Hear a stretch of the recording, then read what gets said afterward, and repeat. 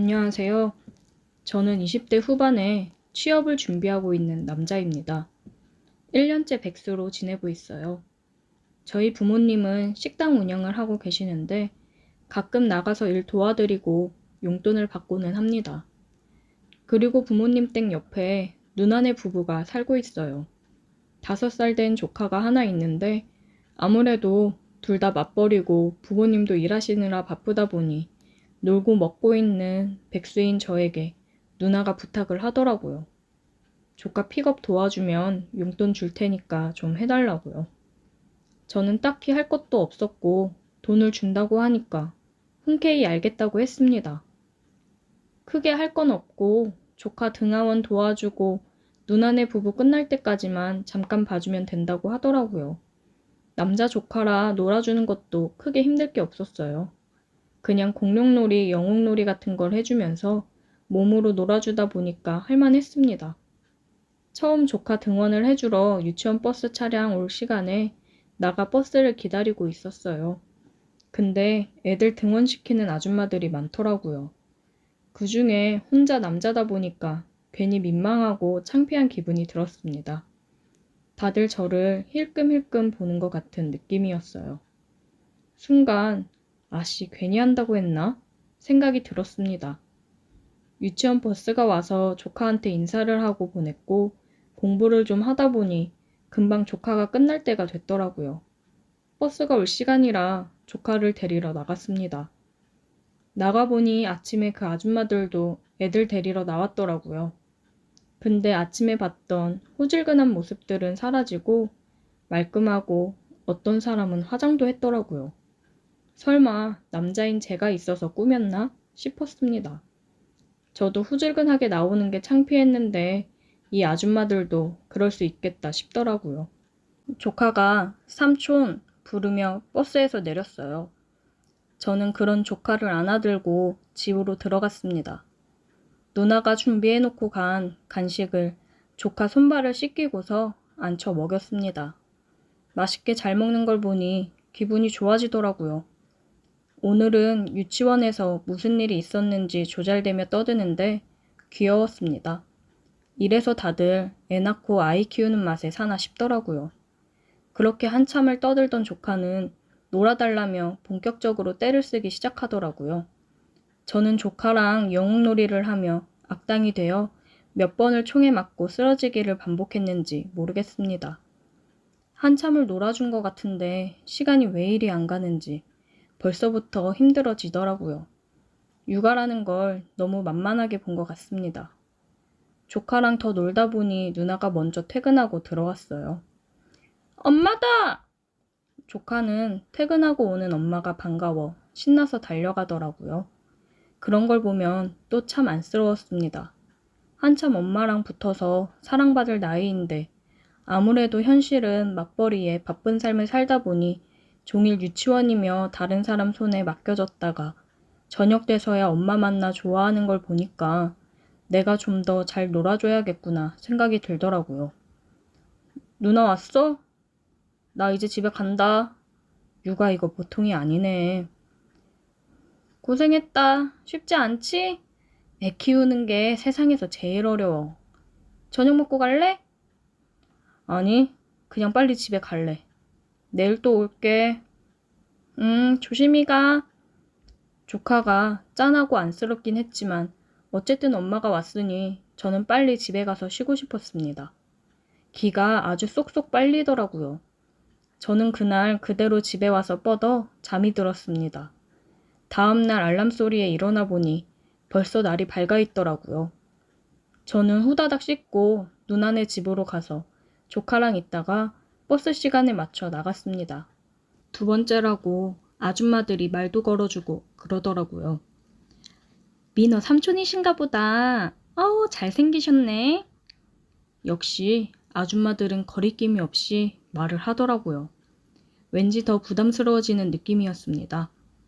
제발 누가 말 좀 그만 걸어주게 했으면 좋겠다 싶던 찰나 버스가 왔어요. 민호야, 버스 왔다. 얼른 타자. 저는 얼른 말을 돌려 조카를 데리고 버스를 타기 위해 서 있었습니다. 버스에서 차량 선생님이 내려 인사를 하더라고요. 근데 어제 봤던 선생님이랑은 다른 선생님이었어요. 귀여우면서도 섹시한 외모에 저는 넋이 나갔습니다. 아, 안녕하세요. 아, 민호 삼촌분이시구나. 민호가 삼촌 자랑을 엄청 하더라고요. 아, 안녕하세요. 아, 제가 잠시 본가에 와 있는 동안 조카를 봐주고 있는데 녀석이 참 좋아하네요. 그렇게 그녀와 짧은 얘기를 나누고 그녀는 버스를 타고 떠났습니다. 나중에 알고 보니 그 여자가 조카의 담임 선생님이었더라고요.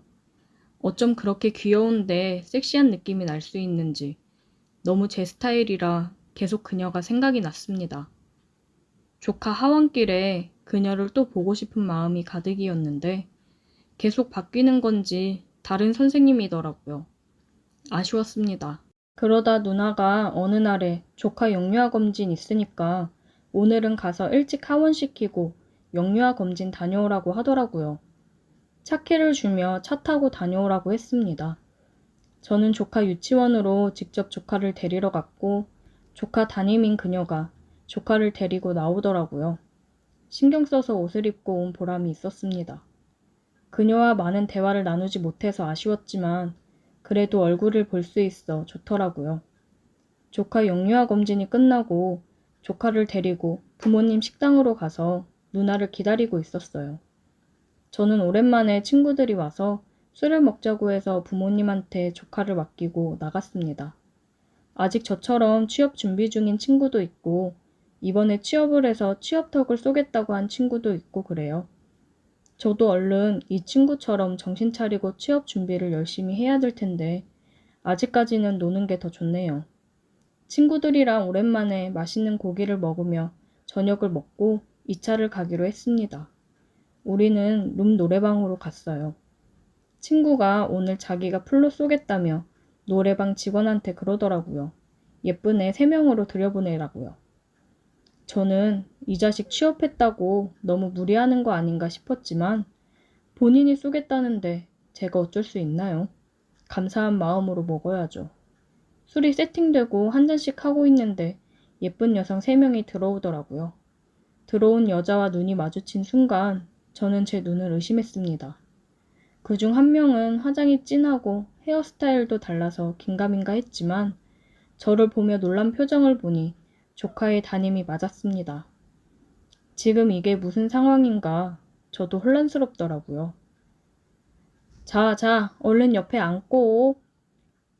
친구의 말에 다들 옆에 앉았고 친구가 그녀를 옆에 앉히려는 걸 저는 손목을 잡아 끌고 제 옆에 앉혔습니다. 뭐야? 네 마음에 드냐? 그래, 네 해라. 친구의 말에 저는 아무런 대답을 하지 않았고 말없이 그녀를 쳐다보기만 했습니다. 그녀의 몸이 살짝 떨리는 게 보였어요. 아무래도 겁이 나서 많이 불안한 듯 해 보였습니다. 다들 짝을 이루고 분위기가 올랐고 술을 따라주며 술을 마시기 시작했어요. 그녀도 어쩔 수 없이 말없이 제게 술을 따라주었습니다. 한참 노래를 부르고 취한 친구 2명은 먼저 여자들과 일어나 보겠다며 나갔어요. 노래방에는 저와 그녀 둘뿐이었습니다. 민호 선생님 맞으시죠? 그녀는 아무런 대답을 하지 않고 말없이 눈물을 흘렸습니다. 왜 여기 있는지 물어봐도 됩니까? 제발 원에다가는 얘기하지 말아주세요. 저 오늘 처음 나왔어요. 정말이에요. 오늘 처음 나온 거라며 우는 그녀가 안쓰럽더라고요. 엄마가 많이 아프셔서 병원에 계시고 아버지는 공사 현장에서 일하시고 저는 유치원에서 일하면서 돈 벌었었는데 아버지가 일하시다 다치시는 바람에 일도 못하고 아버지도 병원 신세에 있고 도저히 제 월급만으로는 감당이 안 돼서 저도 이러면 안 되는 거 알지만 당장 돈이 급하니까 해서는 안 될 선택을 했어요. 그녀는 울면서 얘기를 했습니다. 얘기를 듣는데 너무 안쓰러웠어요. 그래도 이거는 정말 후회할 선택이에요. 그리고 아이들을 가르치는 사람이 이건 아니지 않나요? 죄송해요. 민호 삼촌 보니까 정신이 확 들더라고요. 한 번만 봐주세요. 근데 저 돈 벌어야 돼요. 제가 돈 안 벌면 저희 부모님 두 분 다 너무 힘들어지세요. 너무 안타까워 말이 안 나오더라고요. 따라 나와요. 저는 그녀의 손을 잡고 노래방을 나왔습니다. 짧은 옷을 입은 그녀의 허리에 제 남방을 둘러주었고 사람이 없는 공원으로 갔어요. 제가 이런 말 하는 거 주제 넘을 순 있지만 다른 일을 하는 건 어때요? 충분히 다른 일 해서 잘 될 수도 있잖아요. 유치원 끝나고 다른 일 할 게 뭐가 있을까요? 저는 당장이 급한데. 요즘 배달일 여자분들도 많이 한대요. 저 아는 동생이 배달업 하고 있는데 제가 물어봐 줄게요. 그것도 본인이 하는 만큼 수익 가져가는 거라 잘하면 괜찮을 거예요. 배달 스쿠터도 제가 마련해 볼 테니까 이런 일 하지 마세요. 아이들 가르치는 일이 좋아서 선생님 되신 거 아니에요? 이런 일 하면서 아이들 보며 가르칠 수 있겠어요? 그건 선생님을 더 힘들게 하는 거예요. 제 말을 들은 그녀는 정말 눈물을 펑펑 흘리며 어린아이같이 울더라고요. 그런 그녀를 말없이 꽉 안아주었습니다. 그녀는 끄끄거리며 울면서 저에게 고맙다고 얘기를 하더라고요. 제가 아니었으면 아마 나쁜 길로 빠져 계속 그렇게 지냈을 거라고요. 애들 보면서도 왠지 모를 죄스러운 마음에 제대로 지내지 못했을 것 같다고 하더라고요. 저는 그녀의 눈물을 닦아주었고 그녀와 저는 눈을 마주치고 그대로 서로의 입도 마주쳤습니다. 그렇게 따뜻한 키스는 처음이었어요. 전 그녀의 배달 일을 도와주었어요. 그녀도 유치원이 끝나자마자 와서 열심히 배달을 하더라고요. 그렇게 저희는 서로의 힘든 모습을 보고 감싸 안아주면서 연인으로 발전하게 되었습니다. 그날 노래방에서 그녀가 저를 만나서 참 다행이라고 하는데 저도 그날 노래방을 가서 그녀를 만나 참 다행이라고 생각이 듭니다.